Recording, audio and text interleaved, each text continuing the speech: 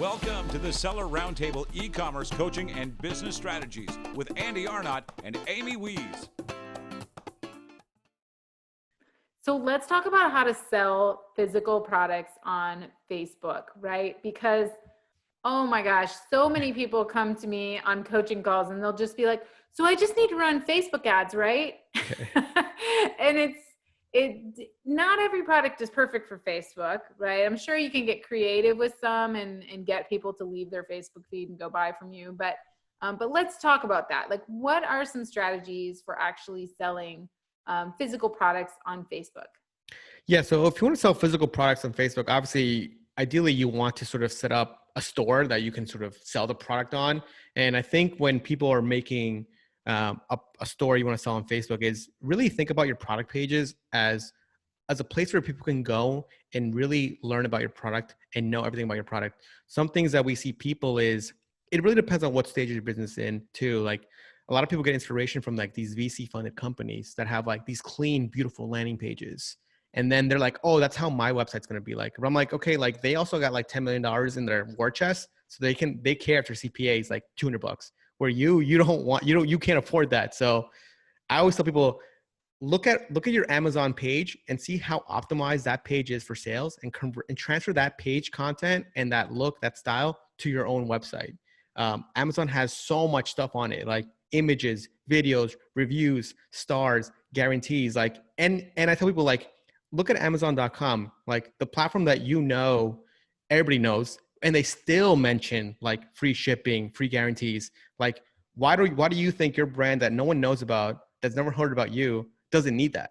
And that's how people are like, oh yeah, it makes sense. I'm like, yes, like give people these guarantees, give people reviews. Like, why would I come from like Kevin.com when I've never heard about this store? And Amazon.com, the biggest company in the world, still has this stuff. So I just say, like, just think about the customer from a customer's point of view. Like, how can you guarantee that they're going to make the best decision? So number one is have a great product page with images, video, reviews, testimonials, all that stuff that you're going to do. And then just make your checkout really, really tight and like security badges and seals. I think you need that really well. And then I think another thing that I think people need to sort of sell online is great images, of course. Like if you have Amazon images, you can use those. But I think the most important thing is going to be like great copywriting on that product page. Why should people buy your product? Similar to like a creative for an ad. You can't just say, hey, look, buy my t-shirt, right? You need to say like, okay, what's your t-shirt made out of? What's the benefits? How is it going to be helpful for a user? So I think that's super important, where what I'm seeing right now is people have like 2-sentence descriptions of like their stuff. I'm like, no, like, why isn't like, you can like, I tell people, if your website, you control it more than you control your Amazon page. So add more stuff, add more images, add more graphs, anything that you can make a prospect convert. So that's sort of where that's sort of like, I think where you would start is a really good product page where you can come in and be like, okay, I trust this. Let me try the product. Now, do you think there is, an issue with trust? So would you recommend when they're first trying to really make conversions that they run those ads to their Amazon page, or would you recommend their own website? I would still do your own website, just because that will actually show you if people are going to buy the product and convert on your store. And if you're not getting conversions, obviously that's always the problem. Okay, what is it? Is it my store, or is it my ads, or is it targeting? So it's like you're in this loop of what is it? But I think if you have a store and you're first starting out, I think it's always really helpful to have like some sort of customer support number or some sort of like online chat that customers can potentially ask questions, and that will give you some insights into what they're thinking or why they're not buying. So that's another way to like debug it. But also going back to kind of what we were saying before is adding stuff like Hotjar, which allows you to sort of track your users throughout your website. That also gives you insights into maybe why they're not converting, right? So sometimes you'll see like, okay, they're going to the returns page. Maybe they're skeptical about shipping. So maybe you should now add that content to your product page. That way they don't have to go. I always tell people, like, the number one, like if you look at any product online, like what's the most searched term on Google is probably like product name reviews. That means they weren't convinced that first time. So they're looking for validation. So you want to make sure that they're validated that first time they come to your page. That means reviews, quotes, like so anybody's endorse your product, put it on there. Like, don't make them go hunt for it. Making them go hunt for it just means you're going to lose money that first time. And then of course, as like anybody knows that sells product online, they're going to go for coupons, right? Blah, blah, blah, coupons, right? So then like, you're just constantly like in this loop of losing money because people are going out. So if you have a coupon, just put it out there. You know, people are going to search for it. So like, why are you going to make them go to like another site? Right. So yeah. Yeah. So, and then in terms of actually selling those physical products, like getting somebody to actually click your ad, because I see so much clutter on Facebook when it comes to physical product ads. Yep. And I don't want to leave Facebook to go to somebody's website for some widget that I don't care about. Right. So in terms of actually getting them to click, we know once they click, we got to have something good. Otherwise we're going to spend money on clicks that don't convert. But what do we do on Facebook to get them to click? How do we get them to come to our website and visit our product page? And I think, so for that, I think you really want to go with what we see work really well still to get someone to click is a testimonial ad of someone talking about your product, or just like unboxing videos. Those work really well to show that like, hey, this is actually a real thing. So this is, I think, just like if you have a product, just like maybe you, your friend, or somebody, just have them open it and you record it and then show that with a testimonial, like, hey, I got this in like 2-3 days. It helps me with like clear my skin, for example. Those work really well to sort of pique curiosity and then make them click on your product, sort of see, okay, cool. Like, at least I can see that, you know, this was actually delivered. So it goes to the skepticism of like, people are scared to like buy products and like saying, hey, am I ever going to get it? Right. So versus all like the drop shipping video ads. I think too many of us have fallen for one of those and got a crap product. And, you know, so now we see this cool video on Facebook showing this product, but it's not personal. And if it's not personal, if it's just somebody, you know, if it's just like, you know, somebody playing with a cat with this cat toy and you're like, I'm not buying that, man. I'm not doing that again. I'm not. And then the free shipping, it's like, who falls for the free plus just shipping? Just pay shipping. Like that one, nobody falls for that crap anymore. It's like, it's like, come no on, one, you guys. everybody knows what you're trying to do with that. Just pay shipping, or like free. And then it's like, oh wait, it's actually like $10 to ship it. Yeah. Something like that. So I love that, you know, bring some personality to it, show them that, you know, you're a real person and, you know, you have that. Show something that's real, that like the product looks real. Don't just like, I tell people like static images work well. Yes. But like, if you can just talk about it, and like, when you talk about it, I just say like, you, your founder, or you, someone in the company, just like mention the problem. Like, hey, do you have dry skin? Well, here, like, my name is Kevin. I found the solution, and maybe go into like a 2-second backstory about why. Like, growing up, I had a lot of acne growing up, so this led me to discover this thing. Let me show you what it is now. So it's like, people need to think about it like a movie. Like it's very short, like 30-second movie. Yeah. Yeah. And in those videos, how important is it to have the text at the bottom of the video? Oh yeah. I tell people you need to have that text, like either hard coded in or like transcribed on Facebook, because a lot of people are just like scrolling without like turning on the audio. And it's not just because people turn it off. It's because sometimes I just don't want to listen to it. Like, I'm just like, oh, I don't want to listen to stuff today. And but the stuff is still interesting. So you'll still want to see what it says. And it's not because people will tell you like, oh, like I never listen to stuff on Facebook. I'm like, I do both. So like sometimes I do, sometimes I don't. Kind of depends on the mood. Right. So.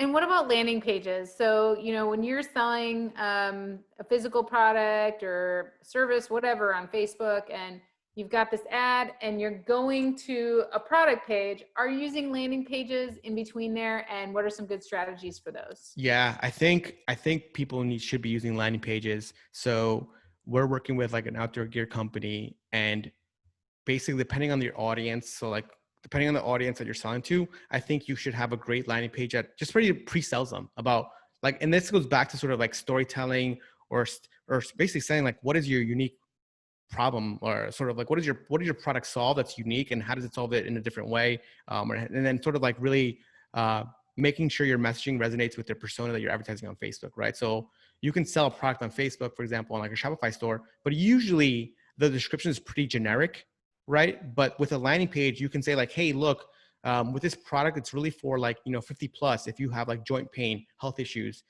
That sort of language will be very different than, for example, this company, trekking poles. When we sell like the trekking poles for like a 50 plus audience, we talk about joint pain, walking longer.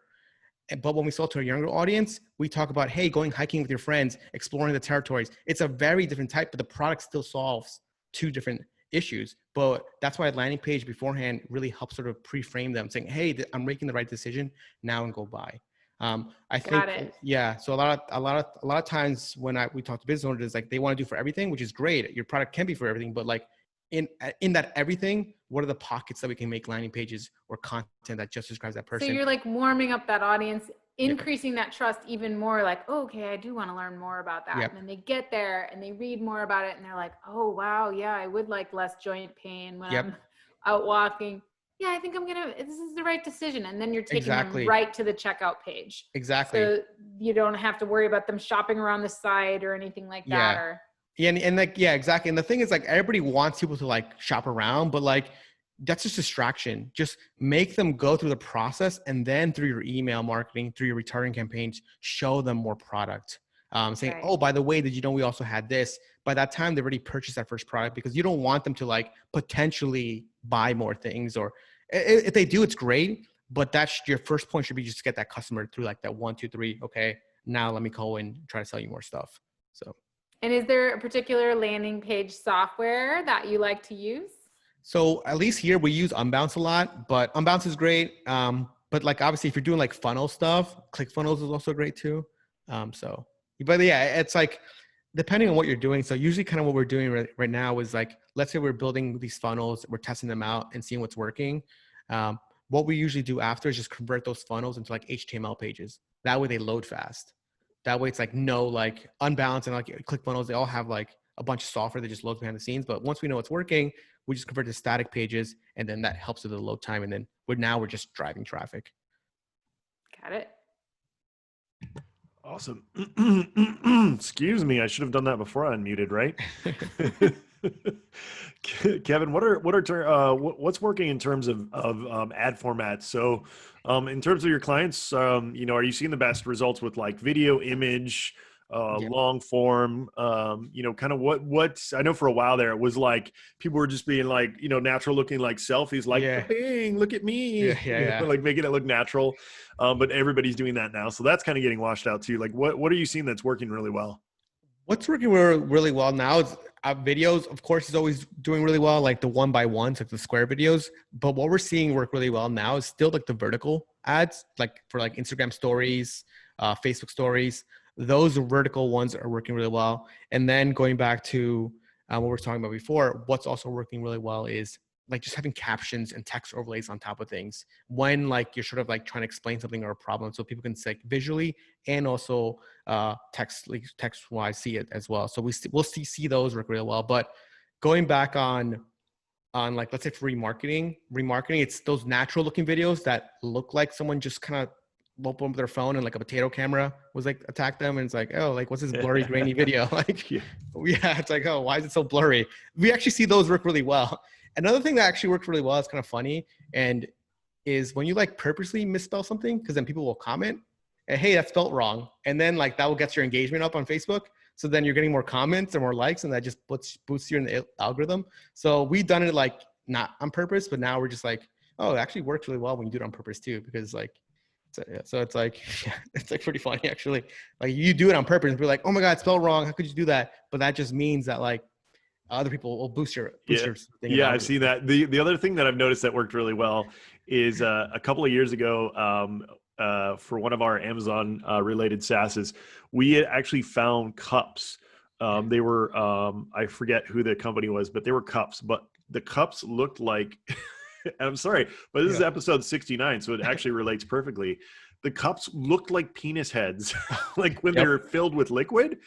And we ended up using them as an ad, and we got like, I mean, we were getting conversions for like 5 cents because it got so much organic, natural, like just with the little boost of the ads, we were getting so much, natural engagement, because people being like, oh my God, that looks like, so we'd be like, I don't see it. And then like, it was just like these crazy comments. And, that is a good tip to use, is like, if you see, like what I love to do is just like scroll through social media. When I scroll through social media now, I ignore most of the content. I actually look at ads mostly, because I don't want to look at politics. I don't want to look at COVID. I don't like whatever. You're not going to change my mind. I'm not going to change yours. That's kind of where I'm at right now, So, So I just scroll through all that stuff, but I love to look at like ads or things that like I see a ton of comments for. And then I'll look and see like, why are people interacting with this? And then, yeah, a lot of times it's negative, but you know, the old saying that like any kind of any news is good news or whatever, you know, it's like, if you can get like, even if it's a negative in terms of, you know, on your brand, like it might get seen by so many people, and a lot of those people might have a negative effect, but a lot of them might not. So it's super fun to just test those kinds of ideas. The other thing people want to go check out is the Facebook ad library. That's where I also get a ton of great ideas. I think it's facebook.com/ad/library. And you can type in a keyword or, you know, a brand or anything like that, and see what they've been running, see how long it's been running for.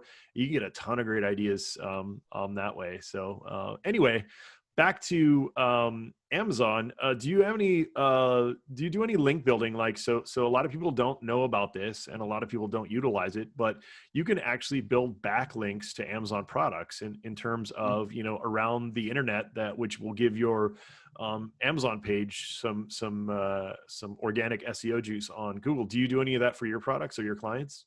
Yeah, so we do it for our stuff, because exactly what you're saying. We use No, very few people do. That's why it's kind of a secret. Shh. Yeah.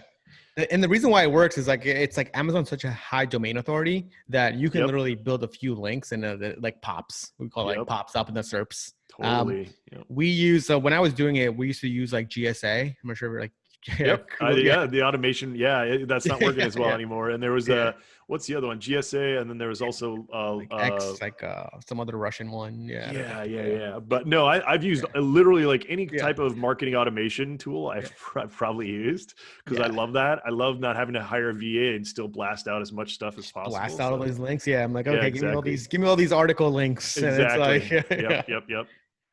But I mean, like, and the reason why, I mean, like, when I was doing it, it worked really well, just because like Amazon.com is never going to get penalized, because it's just like such a high domain authority, and it just works. It just like wants links. But that's the way we've done it before, but that's another great way to sort of do it. And it also works great for like, just like search engine. It's like what's it called? Where like you can control like the top results for your stuff, because you're purposely, reputation management of like your search. Yeah. So, excuse me. So yeah, stuff like that. Yeah. So awesome. I've done it like that. Yeah, and it definitely works. And I tell people you should do it. Like, because then it's funny how little people few people are doing it. I mean, some of the big brands have figured it out, but you know, there's not a ton of people. And then, and also like another thing too, it's like, let's say you like kind of what we were talking about before with coupons or reviews.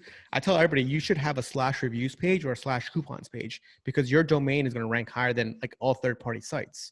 So it's like Kevin's Coupons. That's probably going to rank higher than like, you know, whatever, honey.com or one of those other things. So, yeah, totally.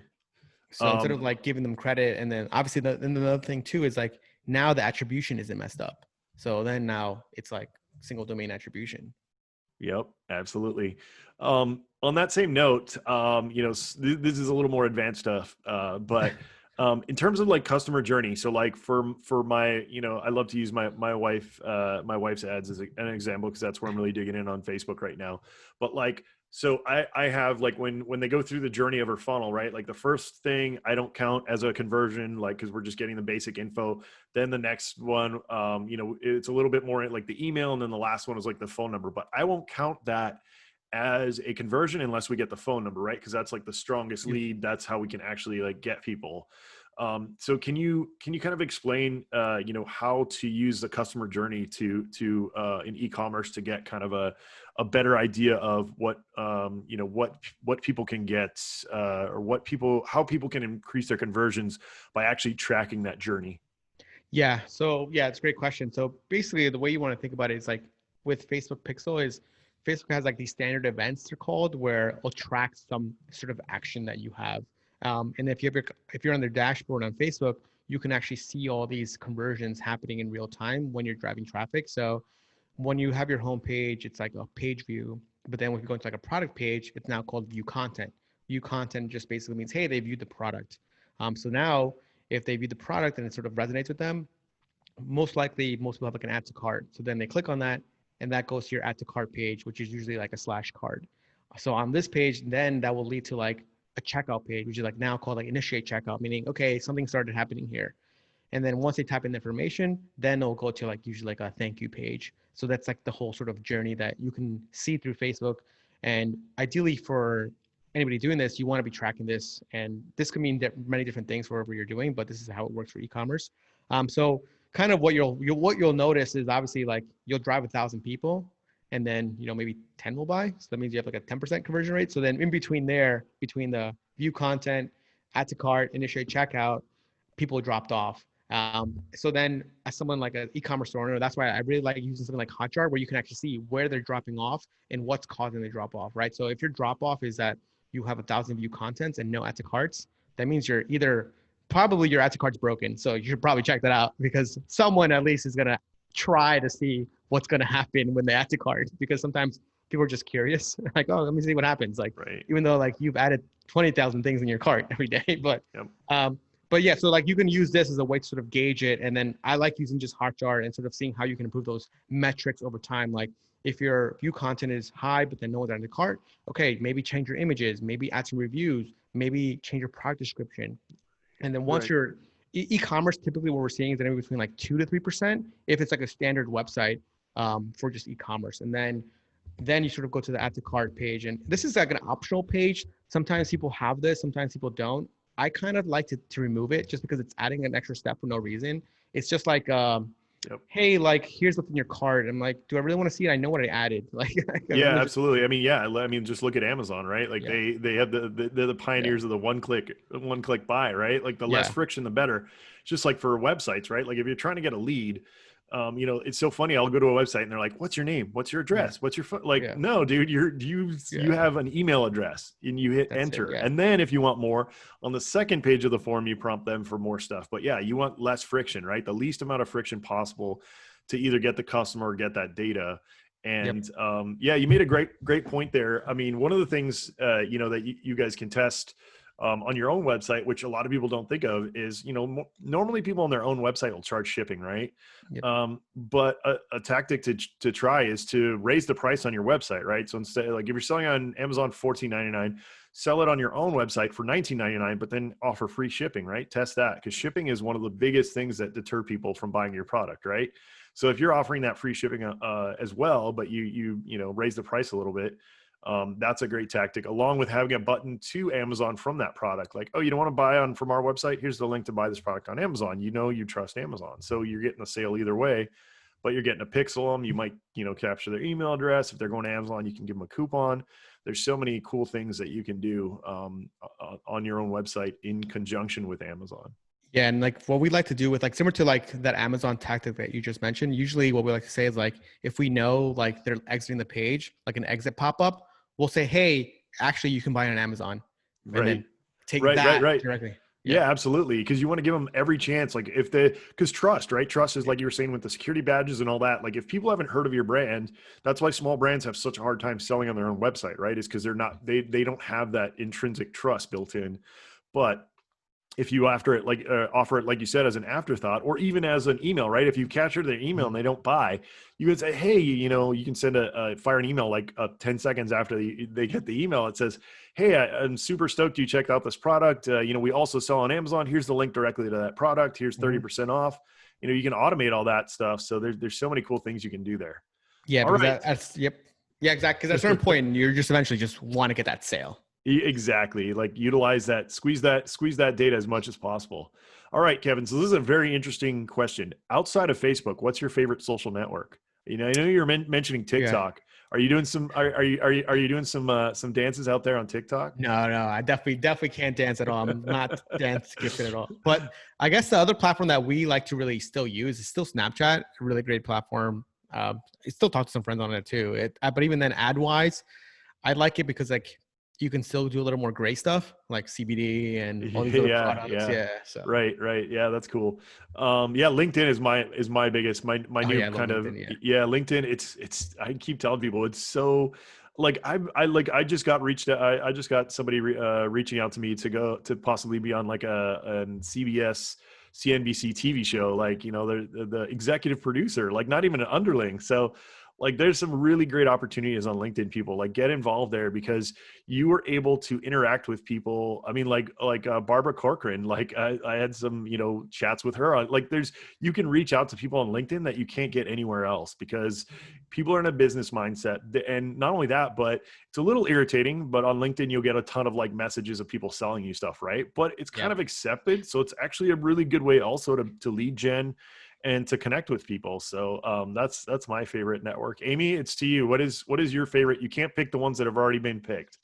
I think I know what you're going to guess or you're going to say. I have a guess. Well, you mean my favorite social network outside of Facebook? Outside of you can't do Facebook, you can't do Snapchat, and you can't do LinkedIn. Okay, They're I already love chosen. Reddit. Reddit's an interesting one. I have connected with so many awesome business owners. I have so much amazing software that, I was able to be part of beta programs for.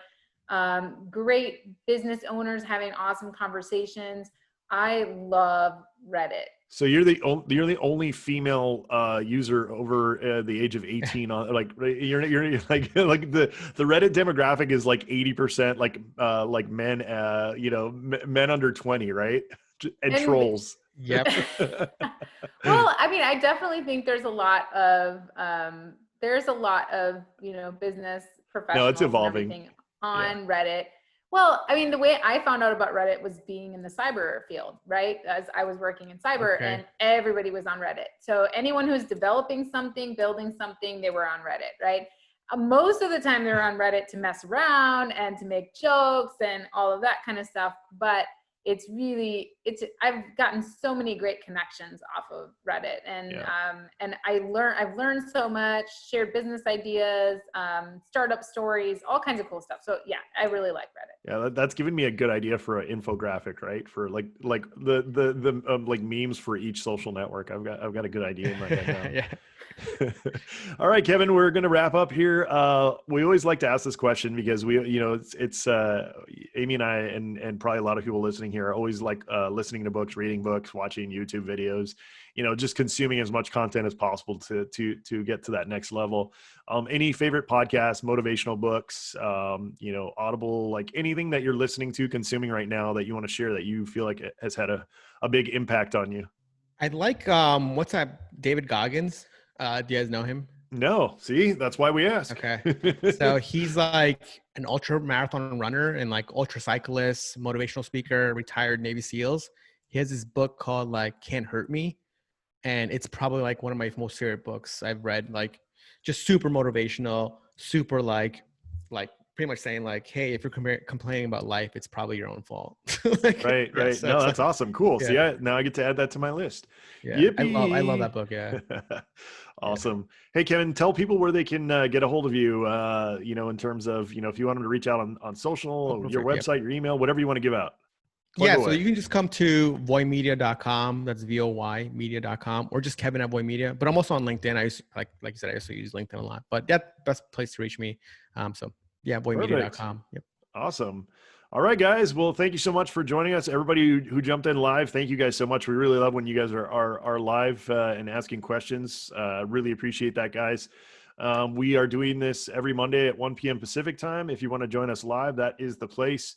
If you haven't yet already, rate, review, subscribe to the podcast. Thank you guys so much for doing that. We're growing every single month. Amy, I think we're going to break like 25,000 downloads this month, nice. Which is pretty epic. We've been doing every month it's going up. So that's what I like to see.